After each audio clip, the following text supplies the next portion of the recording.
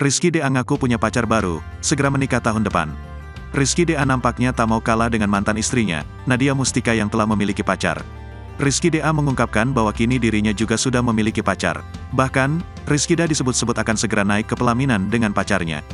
Dia Otu2, anak Iki Otu2 juga, istrinya, kata Rizky Dea, dilansir Rabu, tanggal 25 Oktober tahun 2023.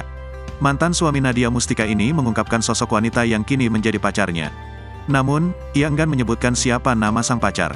Dikatakan Rizky Dea, pacarnya itu bukanlah dari kalangan selebriti atau influencer.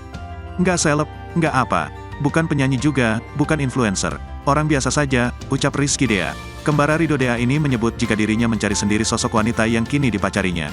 Nyari sendiri, bukan ketemu, nyari, harus dicari, nyari sendiri sesuai dengan selera, kemauan, yaitu harus, lanjutnya. Rizky Dea mengatakan jika pacarnya itu adalah orang daerah. Menurut Rizky, pacarnya saat ini telah memenuhi kriterianya. Ia alhamdulillah nyari sesuai dengan kriteria kita, kemauan kita, karena memang menikah dengan orang yang kita cinta itu adalah harapan, kata Rizky Dea. Tak ingin main-main, Rizky berniat ingin membawa hubungan asmaranya itu naik ke pelaminan. Bahkan, ia telah berencana akan menikahi pacarnya tahun depan.